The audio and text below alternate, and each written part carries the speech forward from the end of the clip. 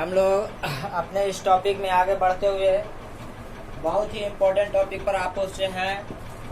अभी हम लोगों ने पीएच स्केल देखा कि पीएच स्केल पर कैसे 7 उदासीन को दर्शाता है। 7 से कमने पर अम्लीयता बढ़ता है और बढ़ने पर क्षारीयता बढ़ता है। तो अब हम लोग उसके आधार पर आगे कुछ नोट को लिखे हैं। नोट पीएच स्केल पर पीएच मान 7 उदासीन को दर्शाता है। इससे बढ़ने पर क्षारीयता एवं कमने पर अम्लीयता का निरूपण होता है।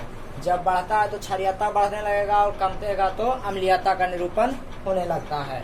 अब इसके बाद अर्थात उदासीन जल का यानी पीने का पानी का पीएच मान 7 होता है।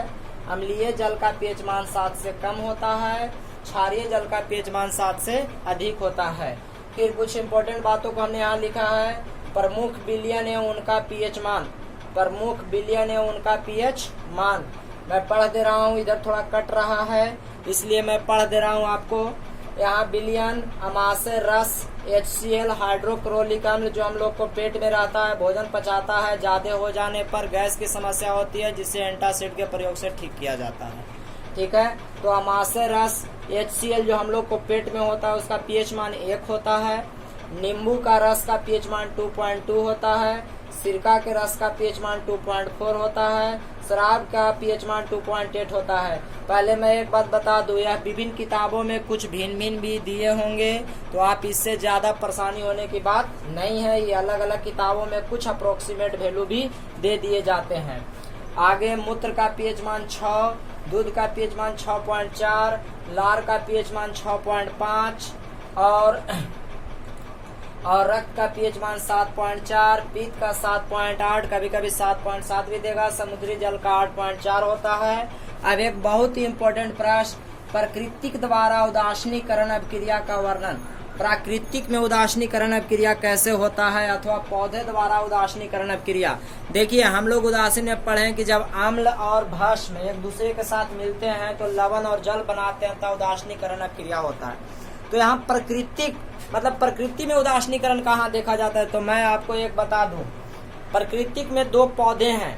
पहला के नाम है नेटल पौधा, नेटल, और दूसरा के नाम है डॉक, नेटल और डॉक। नेटल पौधा के पत्ती में फॉर्मिक अम्ल, फॉर्मिक अम्ल या मेथेनोइक अम्ल जो चींटी या बिच्छू के डंक में पाया जाता है। जब हम लोग फिर से कर दें, नेटल पौधा के पत्ता में मेथेनोइक अथवा फॉर्मिक अम्ल जो चींटी चाहे बिच्छू के डंक में पाया जाता है।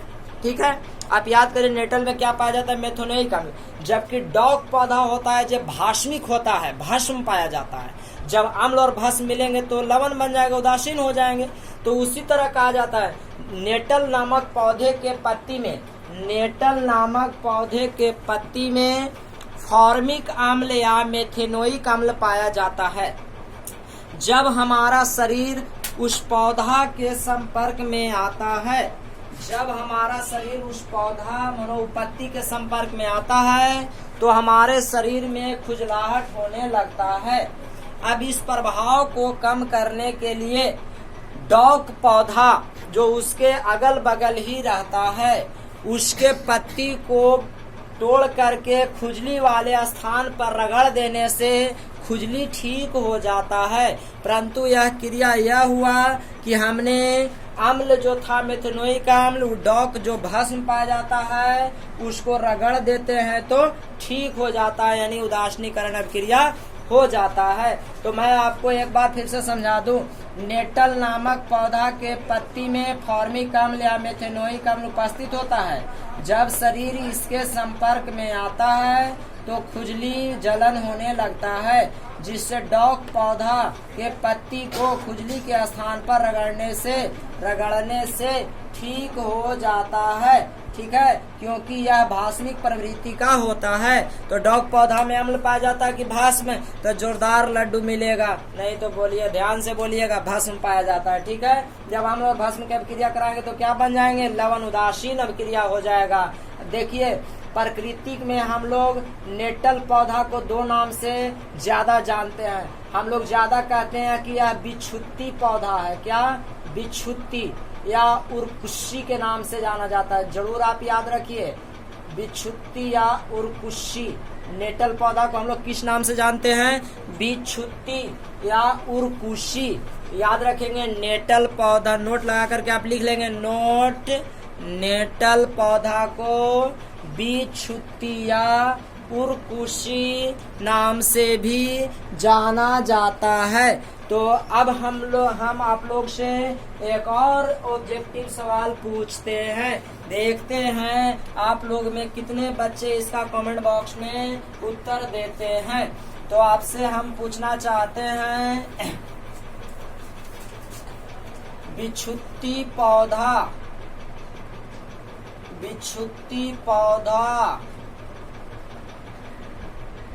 के पत्तियों, बिछुत्ती पौधा का प्रवृत्ति होता है। चॉइस ए है भास्मिक, चॉइस बी है अम्लीय, चॉइस सी है दोनों, चॉइस डी है कोई नहीं। तो हमें आपके उत्तर का इंतजार रहेगा। तो आप अपना कीमती राय हमें कमेंट बॉक्स में जरूर दें। अब एक प्रश्न और देखते हैं कि दैनिक जीवन में पीएच मान का क्या प्रभाव है, और इसके बाद आप लोग अपनी तैयारी करिए। तो एक प्रश्न और मैं आपके लिए लिख लूं ताकि आपको आसानी से समझा पाऊं। हम लोग का अगला प्रश्न है, दैनिक जीवन में, हमारे दैनिक जीवन पर पीएच मान का क्या प्रभाव पड़ता है, उसका वर्णन करना है। तो हमारे दैनिक जीवन में पीएच का बहुत ही सिंपल प्रभाव है और बहुत उपयोगी है, और आप सब लोग को यह याद भी है। हमारे दैनिक जीवन में पीएच मान का निम्नलिखित प्रभाव है। पहला, पाचन तंत्र पर प्रभाव। आप याद करिए, हम लोग को पेट में अमाशय रस यानी हाइड्रोक्लोरिक अम्ल पाया जाता है जो भोजन पचाने में सहायक है। ठीक है, अगर उसकी मात्रा अधिक हो जाता है तो हम लोग कहते हैं कि अपच हो गया, जिसके कारण हम लोग को एंटासिड भास्मिक का प्रयोग किया जाता है। तो पाचन पर क्या प्रभाव होता है, कहेंगे कि पेट में हाइड्रोक्लोरिक अम्ल मतलब HCl पाया जाता है जो भोजन पचाने में सहायक होता है या पचाने का कार्य करता है। इस समय इसका पीएच मान 1 होता है। पीएच मान कितना होता है? 1 होता है। फिर दांतों पर प्रभाव, हम लोग बायोलॉजी में भी पढ़े थे, जब शर्करा युक्त चीनी, चॉकलेट का ये सब सेवन करते हैं तो हमारे दांतों पर एक पतली परत जम जाता है जिससे अम्ल बना जाता है, और धीरे धीरे दांतों में छेद होने लग जाता है जिसे दांत अस्थि क्षय या दंतों का क्षय कहा जाता है। ठीक है, इसको बचने के लिए हम आपको बताए थे कि टूथपेस्ट, कोलगेट का सेवन करते हैं जिससे वह भास्मिक होता है। आपको बताया गया कि कोलगेट में भास्मिक KOH पाया जाता है जिससे वह ठीक हो जाता है। तो दांतों पर प्रभाव, शर्करा युक्त भोजन करने से दांतों पर अम्ल का परत बनता है। उस समय इसका पीएच मान 5.5 होना चाहिए। 5.5 से कम होगा तो दांत का क्षय शुरू हो जाएगा और दांत का दर्द होने लगेगा। ठीक है, तो दांतों के लिए उपयुक्त पीएच मान कितना होना चाहिए? 5.5। दांतों पर क्षय कैसे होता है? शर्करा युक्त भोजन करने से दांतों पर अम्ल का परत बनता है और दांत में धीरे धीरे क्षय होने लगता है। शरीर में थकान होना, शरीर में थकान ना, जब हम लोग ज्यादा कार्य करते हैं तो हमारे शरीर में दर्द होता है, क्योंकि उस समय हमारे शरीर में लैक्टिक अम्ल का निर्माण होने लगता है। किसका निर्माण होने लगता है? लैक्टिक अम्ल का निर्माण होता है जिससे मांसपेशियों में दर्द होता है। मोस्ट इम्पोर्टेंट है, याद रखिएगा। बर्तन से जंग को हटाना, जब पित्तल के बर्तन, पित्तल अथवा तांबा के बर्तन में लगी जंग को सिट्रिक अम्ल, सिट्रिक एसिड के अम्ल से छुड़ाया जा सकता है। किससे छुड़ाया जा सकता है? सिट्रिक एसिड को रगड़कर, जिससे अगर उस पर नींबू और संतरा को रगड़िएगा तो वह धब्बा छूट जाएगा। ठीक है, तो अगर मिट्टी का उपजाऊ बनाना, मिट्टी का पीएच मान उपयुक्त होने पर वह ज्यादा उपजाऊ होता है, हर तरह के पेड़ पौधे उसमें लगाए जा सकते हैं। तो आप दैनिक जीवन में दैनिक जीवन में पीएच का क्या प्रभाव है? तो पहला, पाचन तंत्र पर, पेट में HCl पाया जाता है शरीर में। दूसरा है दांतों पर प्रभाव, जब हम लोग शर्करा युक्त भोजन करते हैं तो दांतों पर अम्ल की परत बनता है जिससे दांत का क्षय होने लगता है। तीसरा है थकान के समय, जब हम लोग ज्यादा कार्य करते हैं तो हमारे शरीर में लैक्टिक अम्ल का निर्माण हो जाता है। चौथा है हम लोगों का बर्तन से जंग को हटाना, जब तांबा अथवा पीतल के बर्तन में धब्बा लग जाए, जंग लग जाए तो सिट्रिक एसिड के प्रयोग से यानी नींबू संतरा को रगड़कर छुड़ाया जा सकता है। मिट्टी को उपजाऊ बनाना, मिट्टी को उपजाऊ बनाना, जब मिट्टी का उपयुक्त पीएच मान होगा तो वह ज्यादा उपयुक्त होगा। आशा करते हैं कि आपको यह वीडियो पसंद आया होगा। प्लीज अगर यह वीडियो पसंद आया तो लाइक जरूर कर दीजिए ताकि मैं आपके लिए और भी वीडियो बनाता रहूं। अगर अंगूठा ऊपर दबाइएगा तो हम भी आपको और से अच्छे प्रश्न लाते रहेंगे और आपको हेल्प करते रहेंगे। तो आप प्लीज मेहनत करके एक अंगूठा दबा दीजिए, कोई मेहनत नहीं पड़ेगा, लेकिन हमें इस ऐसे करने में ज्यादा मेहनत होता है, ये आपको मानना चाहिए। तो प्लीज लाइक और शेयर जरूर करें, एक लाइक से आपको कुछ भी नहीं जाएगा। दूसरी बात, मैं इसमें से फिर आपसे एक ऑब्जेक्टिव सवाल पूछता हूँ, आशा करते हैं आप उसका उत्तर हमें कमेंट बॉक्स में जरूर दीजिएगा। तो आप हमें कमेंट बॉक्स में अपना उत्तर जरूर दीजिए। तो देखिए कैसे हम आप लोग से एक प्रश्न पूछते हैं। मानव शरीर में, प्रश्न है, मानव शरीर में कार्य करने के दौरान दर्द होने लगता है क्योंकि शरीर में निर्माण होता है, क्योंकि शरीर में निर्माण होता है मेथेनोइक अम्ल, मेथेनोइक अम्ल, चॉइस बी है एसिटिक अम्ल, चॉइस सी है लैक्टिक अम्ल, लैक्टिक अम्ल, और चॉइस डी है आपको सिट्रिक अम्ल।